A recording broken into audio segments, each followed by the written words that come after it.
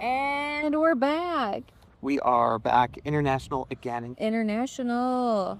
We are in Barcelona. Okay, I guess we're saying that. Well, it's when we post it, we're not going to be in Barcelona. What if I post it? No, I just kidding. I won't post it tonight. Anyway, we were just having a great conversation. I'm your co-host, Jack. And your co-host, Steph. And we love to talk about movies. Yep. Welcome to Go See a Movie. Because of our international flight, we've been watching a fair amount of movies, and we were just having a great conversation where, like, we should record this. This is, like, good, meaty stuff. Yes, it is. But we've not quite on the top of the movies. We just finished season 2 of Running Point on Netflix, which is our current, like, hot show that we're watching. And just finished it. Yeah. New season confirmed. And highly recommend watching it. Even if you're not a basketball fan, recommend watching it. Yeah, it's very, very well written. So well written. The acting is phenomenal. Here's what I will say. We love this show enough that while we were watching it, we found a mourning dove on our porch once that was sitting on an egg. Mm-hmm. And it was doing that for a few weeks. It was a pair of mourning doves. It was a pair. Mama and a papa. Mama and a papa. We started researching mourning doves, and the papas are there during the day, and the mamas are there at night. And we were like, we're just going to name the mama Kate Hudson, because that's the main actress in Running Point. And then Justin Theroux, which is her brother, so it doesn't really work as far as, like... Yeah. But hey. So we had Justin and Kate, and right before we left, we saw the baby bird, which we named Jackie, who is the illegitimate son of one of the family in Running Point. Anyway. Do you know the actor's name? I don't. Plays Jackie? I don't either. He's and I don't know what else he's been in, but he's very good in the show. One of my favorite lines is, what's the one we keep laughing about? About the heart? Just because I hearted it doesn't mean I liked it in my heart. Yeah. Yeah. The delivery of those lines are good. But sorry, I know this is about movies, but... Well, but it's related, because we were talking about Kate Hudson for a little bit, and I was making comparisons to The Reconnaissance, her co-star in How to Lose a Guy in 10 Days, Matthew McConaughey. Yeah. How in 2014, 2015, he had a resurgence of roles that were not simple roles, I'll just say, or chick flicks, and more three-dimensional, interesting roles like in True Detective, Interstellar, stuff like that. And we're kind of thinking maybe, interestingly enough, Kate Hudson is having, I don't want to say a comeback, but I mean, she was definitely typecast back in the day. Yeah. As that pretty chick flick girl. Yes. And Running Point, the show that she's in, she's a super dynamic character. Yes. Like, she's powerful and yet... I think the thing that I like the most about the role is that she is a flawed character. Yeah, yes. They don't write her as this power trip for female empowerment. Right. She can be empowering. When she needs to be. But, she has moments where she's a girl boss and everything. Yeah. But she also has moments where she runs into glass walls and doors. Yeah. And she'll say things that don't make sense or contradict herself, and she'll, look up wait, that doesn't make sense that I just said that. And she has flaws. She's a flawed person. Her character embodies the full, sorry if this makes you squeamish, but the full menstrual cycle of women. Oh, I thought you were going to say you're in your follicular phase, and you're just you're doing good work, and then ovulation time comes around, you are a girl boss, you are ruling everything. And then things fall apart and you get crabby, and then you just are tripping over everything. Anyway. Yeah, when she can't cook and stuff, and those scenes are hilarious when she's like, I didn't know how to cook and whatever. Yeah, what I had said, so we were making a comparison between it was 2 separate roles, because she's also in Song Sung Blue, which we'll talk about briefly, because I have seen that and you have not. Right. But you were making a comparison with her and some other actor. Rachel McAdams. Oh, Rachel McAdams, because we just saw St. Help. Yep. Yeah, and we'll get more into this in a minute, but I think what was kind of interesting is we thought Rachel McAdams did a great job in St. Help, right? Yeah. We thought that was one of the highlights of that. The acting that was film. The best part of the film. Yeah. But the way I was saying it just a little bit ago, which I think prompted you to be like, take out your phone, Mm-hmm. was I was saying, I think what Rachel McAdams did was she brought dimensions and shading to a fairly simple role. Not to put down the writing or anything, but it's a 2-hour movie that's a pretty like cut and dry thriller. Yeah. Like there's not a ton of interesting character work that's being done Not from a really. writing standpoint. Yeah. And in general, films do not do a ton of interesting character work. Right. They're more story focused. Right. Whereas what Kate Hudson did is she, on top of a really well-written character, she has brought a lot of dimension Right. to that role. So anyway.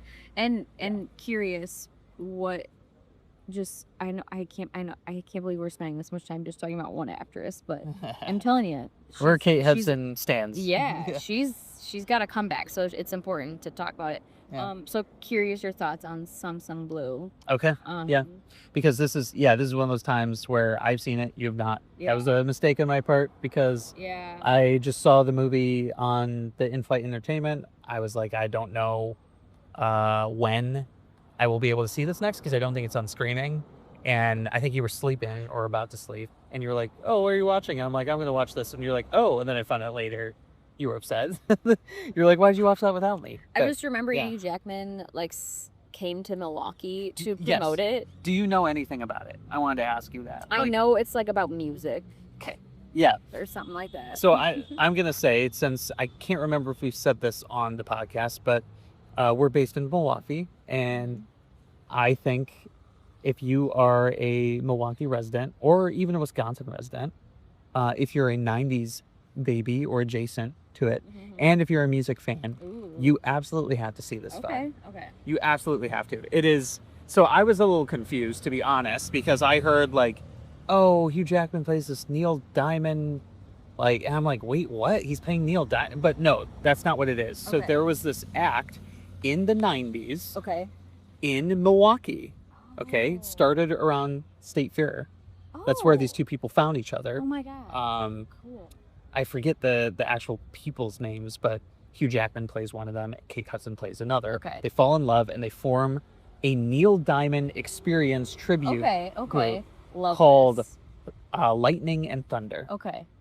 That is their group, and they were very, very, very successful. Oh wow.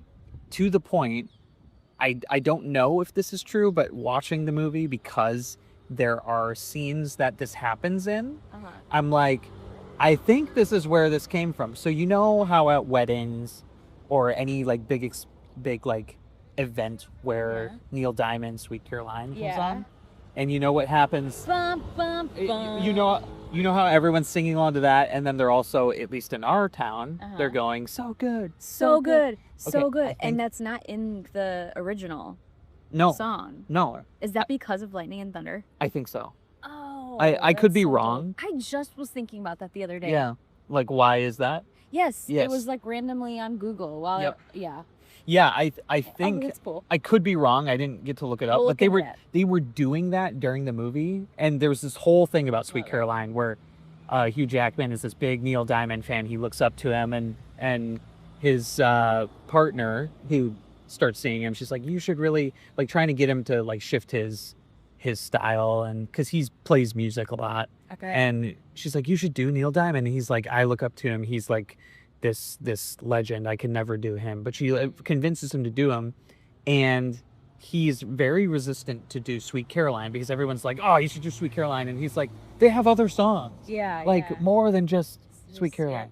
So I think it's exceptional. Should I tell you the little fun fact that I was gonna say earlier? Aside from that, so Kate Hudson got a nominee at the Oscars this last year for her performance, and she was that good. Wow. I Yeah. can't wait.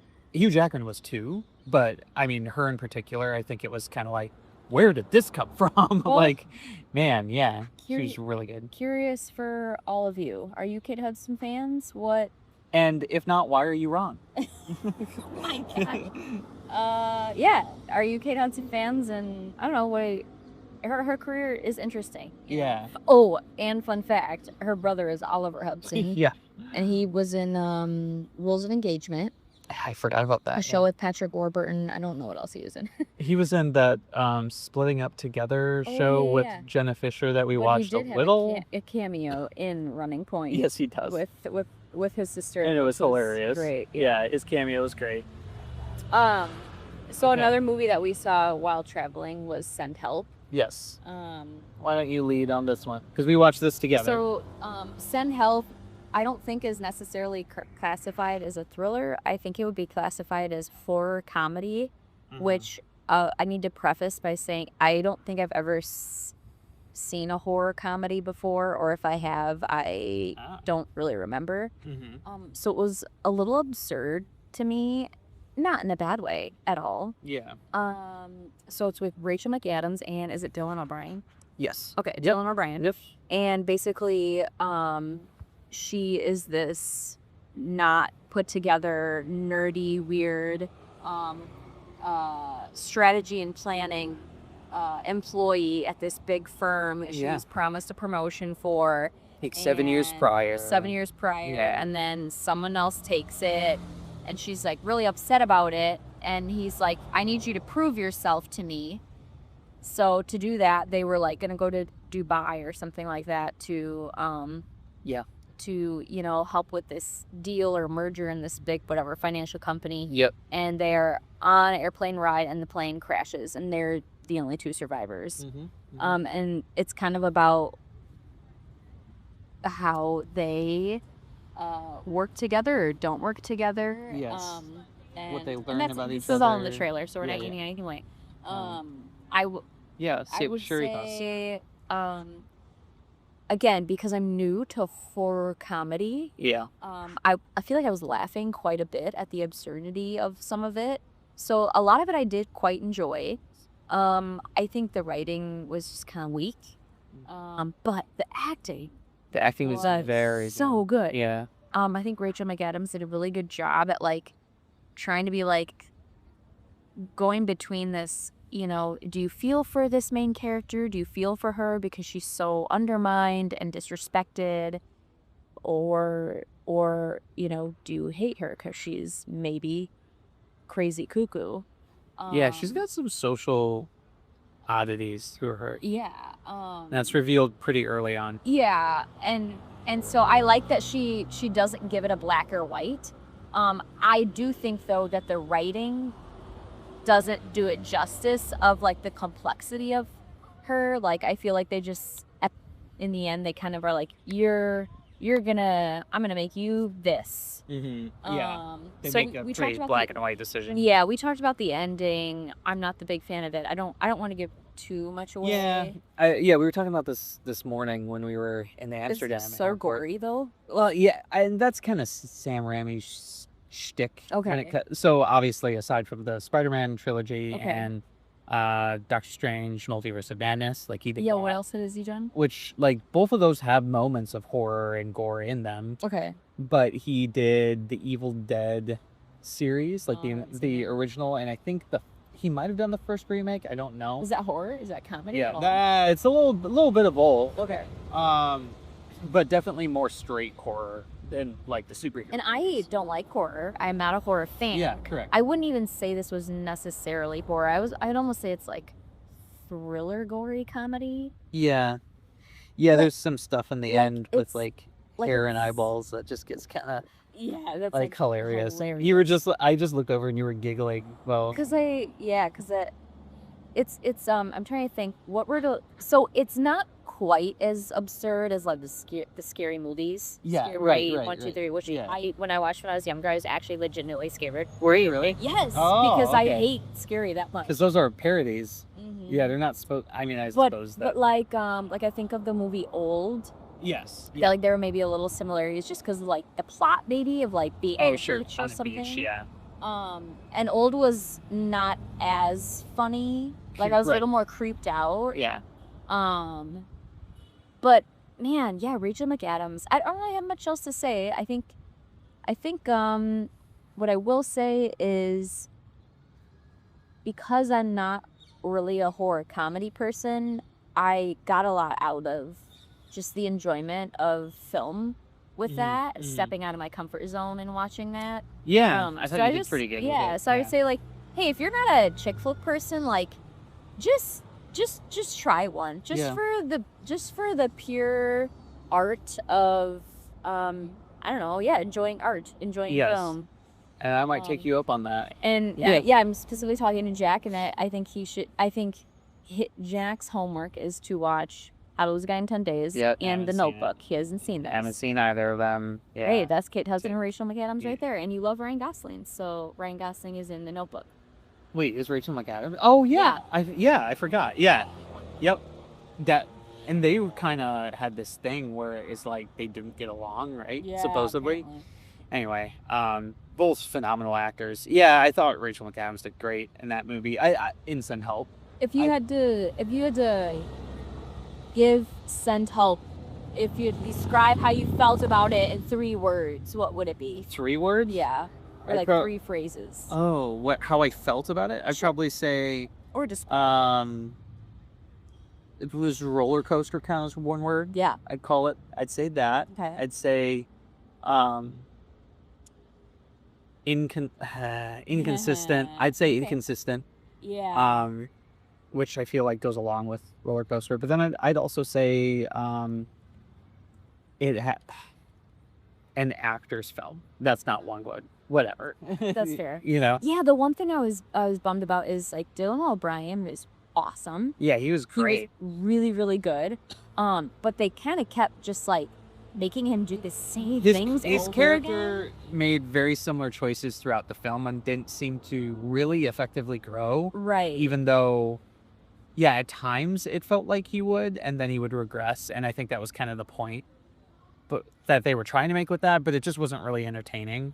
And by the 3rd time, you're like, I know where this is going. This isn't surprising me anymore. And it kind of makes you wonder in life, you know, what makes someone continuously make the same mistakes and shudder to grow, you know? Well, and so if I can say, because this is what I said to you at breakfast earlier, and you may have passed out right around the time I was saying this, but the thing that kind of felt off to me and why I say inconsistent is when I saw the trailer for it, it seemed to be much more black and white in terms of there's a bad guy and there's a good guy in this situation. Yep. And then I watched the movie, and as I'm watching it, I told you this, I am not defending Dylan O'Brien's character. I'm not defending the CEO. Right. What I am going to say is that I was pleasantly surprised by how they introduced some nuance and some gradation between how the characters interacted, where of what good or bad was. Yeah, right. Because Rachel McAdams' character, she's not like, you could say she's a goody two shoes or whatever, but she was kind of rude sometimes, and she would like insert herself. They both have a lot of evil. There were things about them that were not perfect, and things about them that you could be like, okay, like I can see why that person is coming from that perspective. Like, he didn't say, I am passing over you for my friend who plays golf, even though that is effectively what he did for the job. What he said was, I am choosing this guy because he has more than just the raw skills. I want you to prove me wrong. And like I said to you, that is a very real conversation you have in business all the time, where people say, I don't just want someone who does the role. I want someone who can kind of be multiple things. Like he says, you're not manager material or whatever. And I'm going to push back because and that's fair. That's the problem in life too. Is why is it that women have to prove themselves so much? Exactly. Yeah. Like, okay, yes, she doesn't look like a leader, or she's not social like a leader. Right. She was working there for 7 years and she did all of the work. And then you got a friend that plays golf and he doesn't have to prove himself. Exactly. Yes. And I think that is ultimately what I'm trying to get at, is that I felt like we were trying to get into that discussion about well, like, why is this way? And it pretty quickly reverted to the black and white evil stuff, like evil good. And I'm like, that is kind of boring to me. Like I want to see, and that's just be from a writing perspective, from a character perspective. You put the bulk of the movie is the two of them on a deserted island together. There's tons of opportunity for them to talk and interact, but I've had some discussions about this with other filmmakers too, who, like, some of them will say this script has too much dialogue in it, and I'm like, but it depends on what the script's trying to do. I think, because if you're telling a story where the point is how these characters are interacting, sure, you might lose some people by, oh my gosh, so much talking, but then the movie's not for that. I feel like it personally. So yeah, I guess that was just kind of my takeaway on Sent Help. I was wishing it would have gotten a little bit deeper, because it was kind of scratching the surface of a really, I think, important cultural conversation between men and women, between like workplace roles, gender roles, and it kind of didn't. It kind of like quickly devolved the typical horror thriller stuff, which is fine. But I do think that there's an interesting perspective to that, of like, there are so many movies that are like, we're gonna delve into this really, like, be meta about it. And this film's probably like, we're gonna be for comedy. So I'm gonna segue here for a second, because I feel like this is a perfect segue, talking about like cultural conversations. Let's talk about Bugonia, because we didn't do that last time. No, we didn't. And you and I are pretty outspoken, I would say, not like anti-Yorgos, the director of Bugonia, but no, I just hated that one movie. Poor Things. Yep. Yeah, we were not fans of it. Not at all. For a variety of reasons, but like, I've also seen some of his other stuff, and I did not find it very appealing. The concept for this seemed interesting. We decided, let's give it a go. So Bugonia is my favorite Yorgos movie, I'll say that. I would say by country mile for me. Like, I really liked Bugonia. Yes. Which was surprising, I feel like, to us. Yeah, surprising for you? Yeah. For us or for you? Yeah, I think it's surprising to both of us. Yeah, it did surprise me. I mean, we stopped it, like we paused it, I think probably 90 minutes in, because we had to like wring out some laundry. But we were talking when we paused it about like, how do you feel about it? And we felt that way, where we're like, and we were kind of curious where it was going to go ultimately. And I think it says some really interesting things about the cultural conversation of the haves and the have-nots, billionaires versus conspiracy theorists, stuff like that. Now, here is something that I found that was really interesting. Okay. So not just when I like films, but when when we see them and we start to like do some research on them, start to learn more about them, I start to dig deep. And because I really like this one, I really dug deep. And apparently it is a remake of a South Korean film. Interesting. And the South Korean director apparently is a big fan of the remake. He actually signed off on it. And he was originally going to direct the American remake, but couldn't for some reason. So then I think it was Ari Aster is the producer who was working on the script, and basically reached out to Yorgos and was like, hey, we got this project, we think you should do it.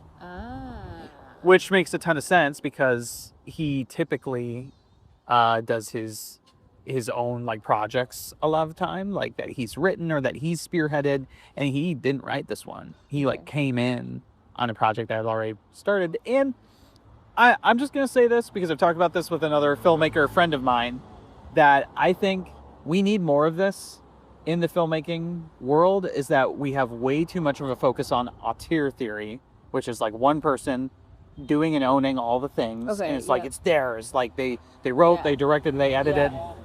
I think you really limit yourself in a collaborative art form by just pumping out stuff like that. So anyway, I loved it. I thought it was great. Like, every piece of it was really interesting and really well made, I thought. Yeah, I think my one critique was like, towards the end, it was kind of like, okay, what's the actual ending?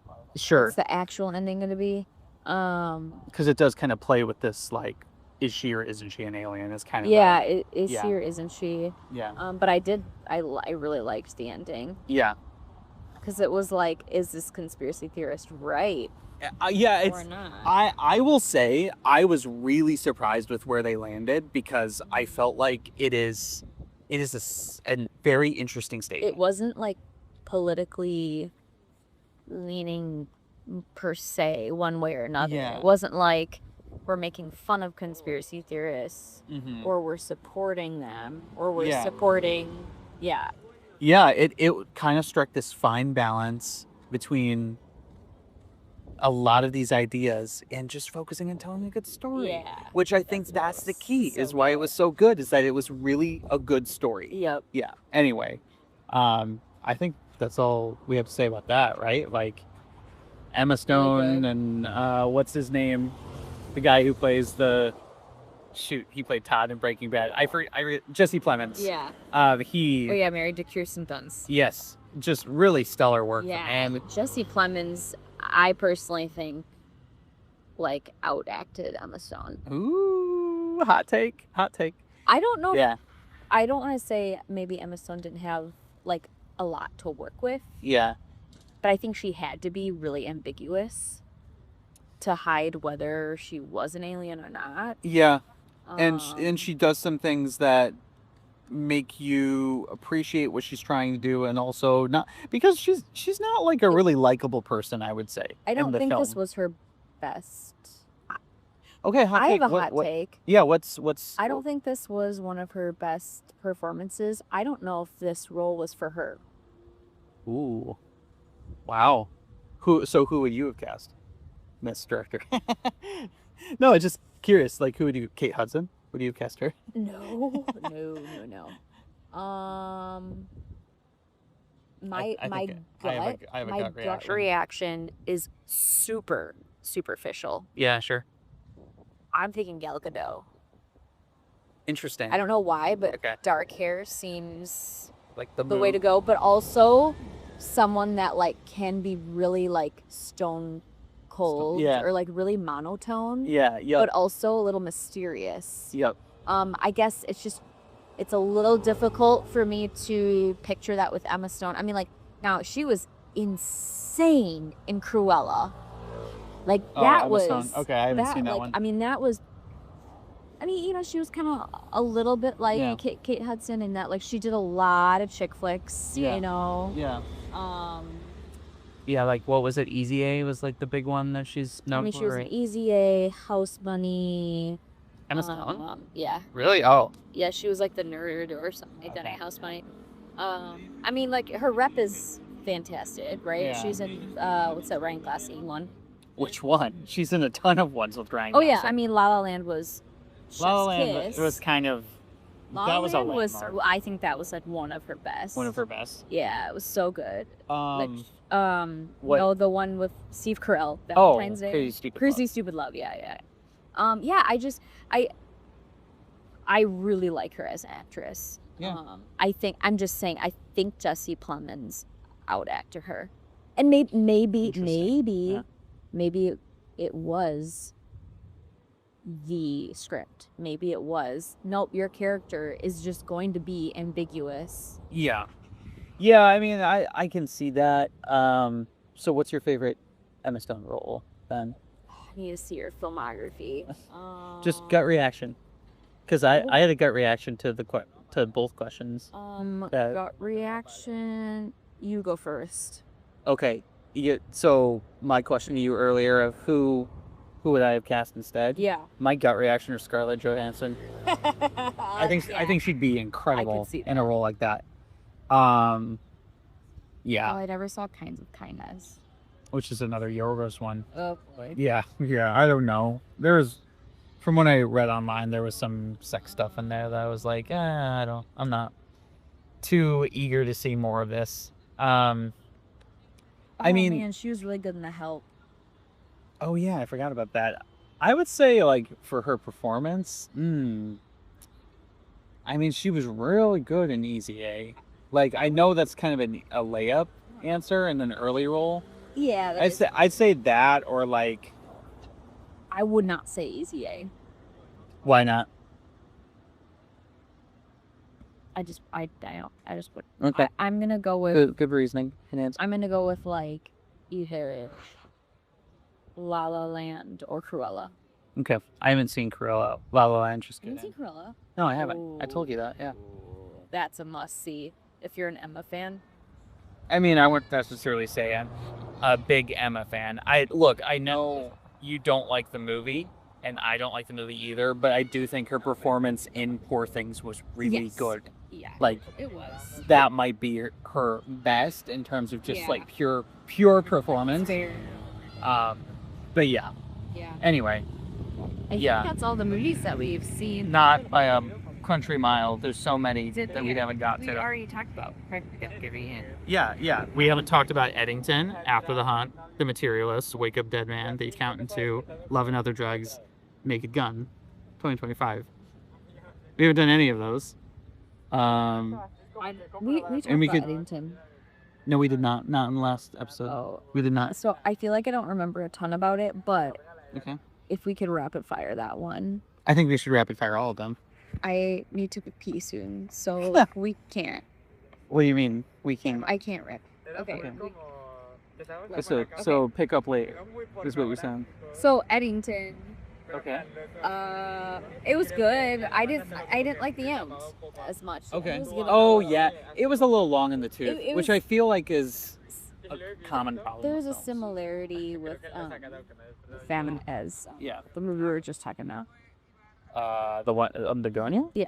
Really? Just like conspiracy. Like, Oh, yeah. I see what you mean. know, I thought it was insanely intense, yeah, it was pretty and intense. just having like I preferred one battle after another for intense. sure. Versus Eddington intense. Pedro. I don't know. Eddington was fine. I Pedro actually and, wasn't that impressed with it. I was like on the edge of my seat because it was so COVID prescient. It was just all about the fallout of COVID and the like cultural shifts. Yeah, and how like governors handled it. Yeah. All this. Because that was Joaquin Phoenix and Pedro Pascal. Emma's in that. Emma Stone's in it. That's right. Oh my gosh, I forgot. She didn't have a big part. No, she didn't. But I thought her part was really interesting. It was such a small but a very important part. I don't know. I Eddington didn't hit for me. I think the way maybe it hit for you. Yeah, it for me way more. What was your favorite thing about it? My favorite thing about it, probably the direction. Who directed it? That was Ari Aster, I believe. Okay. He did. I think it was Hereditary, which is an exceptional horror film. Okay. That I do not recommend you ever watch because it's insanely scary. Okay. And he also directed Midsommar, which I did not like, and was a horror movie, but it seemed very just like bad. I don't want to reduce it to one word, but it kind of just seemed very rote. Like it was a foregone conclusion how it was going to end to me. I'm like, okay, so it's this cult, and I mean, I'm just going to say spoilers about this because it's an older, quote unquote, older horror movie, like close to 10 years old. Yeah. Like it's just this like. Was it like just a bunch of orgies or something? No. It's like this like Swedish cult where they go to like celebrate Midsommar Festival, and they like practically all die, and I'm just like, okay, like it's just like these long sequences of just like weird like hallucinations because they're on drugs, and I'm like, this is just like not interesting. To me. So maybe So- this So this was movie like a huge swing back to me, nice. because I was like, wow, and it wasn't horror, which I was not expecting from him, because he's done horror, and this was more like cultural commentary, drama, thriller. Like it just was wild and unpredictable and very layered. Like the characters were very interesting. They were. The plot was just very hard to predict. And we're huge Joaquin Phoenix fans. Yeah, he's insane. He's insane. I think he's one of the best actors in the world. Yeah, I would agree. Yeah, Like, next level. Seriously. Yeah. He's on a different playing field. Yep. Yeah. That would be a fun podcast when they would talk about like an episode of like favorite actors. Yeah. That would be really hard to do. Eddington was. I thought it was exceptional. Yeah. One of my favorites from last year, but it didn't for you so much. Not as much. Yeah. After the After Hunt. the Hunt. Now you're huge Andrew Garfield fans. Yes. And this is also Julia Roberts. Julia Yeah. Roberts, that's Yep. right. Yep. I think we were looking forward to it a lot more. We were looking forward to it, and I don't think it quite hit for us. So after the hunt, as Chowaki by, I'm gonna pronounce his name wrong. Luca Guad. Oh, him? No. He did Call Me by Your Name, which we haven't seen, but he did the tennis film Challengers. Oh. Yeah. Which was Chef's Kiss. That was great. Yeah. So in this film, Julia Roberts was a Yale professor. Yes. And her life is just like totally flipped upside down. Yes. And there's a student who accuses her colleague, which was Andrew Garfield, of sexual assault. Yep. So it was just kind of like campus culture, like Me Too, cancellation, all that. Yeah. And we like love Andrew Garfield, and so we were we're excited for anything Andrew Garfield. Yeah. It just was like a little boring. It rambled a lot. It did. It kind of meandered all over the place. I feel like where Yeah. it landed was very strange, and that Yeah. I felt like very few characters got like a satisfying conclusion to their arcs. Yeah. Yep. And I would kind of, when I think back to it, I'm like, I'm not really sure what it was trying to say. Mm-hmm. I didn't really understand what it was trying to say. It didn't connect with me. I can speak to me. Good performances though. Yeah, very. I mean, I love Julia Roberts and Andrew Garfield, Yeah. but yes. Yeah. Okay. Yeah. Did we talk about Fantastic before? I don't remember much of it. To me, it's just So- another superhero movie. Like, it's fine. You know what? But- We need to save our superhero movie energy for July 31st, which is Oh, yes. Spider-Man Day, Yes. a brand new day. Tom Holland's maybe last Spider-Man film. Is that confirmed? I don't know. Okay. I'm just stir up rumors. Oh, all right. You heard it here first. Maybe his last Spider-Man film. Yeah. Materialists. Want to touch on that? Materialists. That was with Oh, yeah, Dakota Dakota. Johnson, Chris Evans, and Pedro Pascal. Again, It the was- summer of It Pascal. was fine. It was good. You don't like it? I liked it. I thought it was. I was hoping for more. It wasn't as good as what was that one she did last year, Slane's song. She did that one that you really liked. That one movie, Past Lives. Oh, Past Lives. I talk about it all the time. Yes, you love Past Lives. Loved it. Yeah, I mean, I don't think. this was Slane's song. Yes. Oh. Yeah. Yep. I thought the performances were really, really good. Yes. And I don't know. I mean, this might seem counterintuitive to you because you were just saying like Jack hates happy endings. And I mean, spoilers, I think it's a relatively happy ending. Yeah. I thought it had some very interesting things to say about relationships. Right. It's all about modern dating and like capitalism. Well, yeah, a little bit. And- Yeah. Yeah, it's basically about Dakota Johnson is a New York City matchmaker. Yes.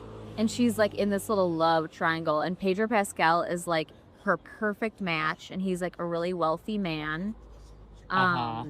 But Chris Evans is Oh, man. like so broke as a joke. And they have they like used the to chemistry. They used to date. Yeah, that was so- the thing. yeah. The characters used to date. and they They like run into each other. Wow. their chemistry is so good, and it's basically like, does she want to go for comfort and like maybe have someone that's gonna, encourage her success? Mhm. It's really good. Yeah, again, it's good commentary on like, all right, you can't really help who you fall in love with, but like you do make choices, Yes. and Yes. there are people that make choices because, they're like, Well, that's the whole running theme in the Right. movie. And the dinner scene, remember the dinner date that Pedro and Dakota, because I can't remember character names ever, Yeah. but I can remember acronyms. oh yeah, that That when yeah. she was just basically like, why should I date you? Yeah. And he gives this insane monologue, but to Uh-huh. me was like the Yeah. absolute best written part Yeah. of the movie. absolutely. Not to say that it goes downhill from there personally, but it just was insanely thematic and interesting and Yeah. layered, and just like if you were to hear someone say that on an actual date, it's like mic drop. Like a really interesting just dissection of gender roles and characters, and like Was he this is- basically like, I have money? I don't think that's basically what he was. I think he was like, you are this type of person and I am that type of person, and I can help you be what you want to be. Right. And I was like, And whoa. Chris Evans' character really couldn't do anything other than like love her emotionally. Yeah, and challenge her. Yeah. That, like, I don't know if Pedro Pascal challenged her, his character. But I don't want to say too much about where things wind up. So I anyway. don't even remember. Oh, you don't? No. I quite liked it. I was If you like kind of serious romantic, like rom-coms. Okay. Yeah. I would say much preferred Chris Evans in that versus Honey Don't, which we had to talk about. Yes, we did. Wake Up Dead Man, Knives Out, Mystery. I mean, Knives Out is seriously one of my favorite movies. Chris Evans, bravo. The second one was good. Kate Hudson's. Yeah, I forgot. The she was third in... one, You didn't like as much? it didn't feel as much of a murder mystery as it was like we're gonna try and it almost felt like a Now You See Me movie. Oh, I can see that. Maybe that should have been Now You See Me 3. Yeah, because Now You See Me 3. Now You See Me 3, Wake Up Dead Man. Yeah. No, I think the concept had kind of it's a very well written movie, very well acted. Yeah. But I feel like the concept has kind of been beaten down. Yeah. Yeah. I just it's incredibly hard to have repeat successes on anything. You'll even have people, so Star Wars, which I think is the best film series of all time, personally, you will have people who will just tack that down over and over, and they'll say the only two good movies were the first one and the second one. Yeah. And I mean, I think that it kind of pulls a rabbit out of the hat almost each time. Yeah. At least in the original George Lucas series of movies. So, Which I can really. Can name you? all six Can in you? order. All right. Oh, in no. order. In order. Okay. Can you? You get one shot. Okay. You say the number and Okay. What is number one? Oh no. Number one is Chronologically, the first one. Oh my god. Not the first one, right? Phantom Menace. Yep. Do I keep going? Oh, okay. Yeah. Oh, yeah. 4. A New Hope. 5. Empire Strikes Back. Mm-hmm. Okay. 3. Oh, I pulled out my butt, by the way. Good job. 3. 3 always messes me up. Yep. It's not Empire Strikes Back. It's Revenge of the Sith. You got it. Oh. Okay. Hell yeah. Okay. Number 2. Attack of the Clones. Easy. Okay, so you have 1, 2, 3, 4, 5. What's 6? This is the one that I always knew, and then it started. I played Jedi Mind Tricks on you. Yeah, I always knew 6 so well. I always knew the title, and then I kept forgetting 5 and 3, and I was working so hard at those that You mixed up 3 and 6 a lot, too. Yeah. Okay, so it's not Empire Strikes Back. It's Rise of the Planet of the Apes. Revenge of the Sith. No, you said that already. Oh, That was dang 3. Yeah. Oh, I know it.